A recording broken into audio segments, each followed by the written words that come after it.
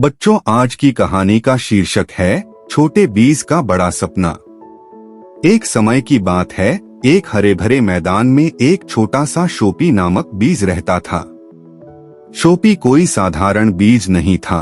उसका सपना था कि वह पूरे जंगल में सबसे लंबा, सबसे मजबूत पेड़ बने।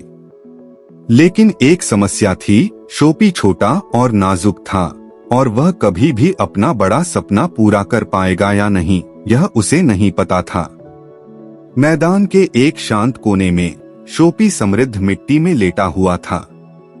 उसने आसपास के लंबे पेड़ों को देखा जो हवा में हिल रहे थे और वह छोटा और अमूर्त महसूस कर रहा था।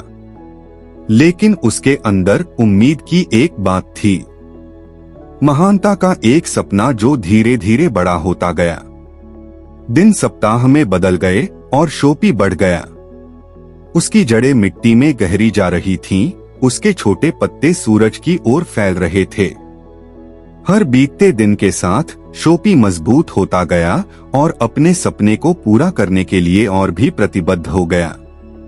मौसमों के साथ साथ शोपी फलता फूलता गया।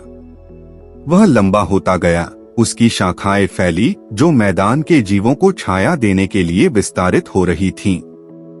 लेकिन उसके साथ आने वाली चुनौतियों के साथ साथ आए तेज तूफान उसे उखाड़ने की धमकी देते थे और भूखे जानवर उसके कोमल पत्तों को चबा रहे थे। फिर भी इस सब के बावजूद शोपी अपने सपने के साथ अटूट निर्धारण के साथ खड़ा रहा।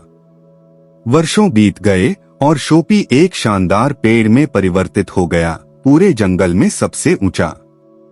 उसकी शाखाएं ऊंचे आसमान में पहुंचती थीं, मैदान के नीचे बसे जीवों को सुरक्षित छाया देने के लिए। उसका तन गाढ़ा और मजबूत था और जब वह वहां खड़ा था, सूर्यास्त की सुनहरी किरणों ने स्नेह से उसे नहलाया। तब शोपी को एहसास हुआ कि उसका सपना अंततः साकार हो चुका था। लेकिन शोपी का यात्रा वहां समाप्त नहीं हुआ। सालों के साथ वह मैदान का प्रिय अंश बन गया, सभी के लिए एक दृढ़ता और संघर्ष का प्रतीक।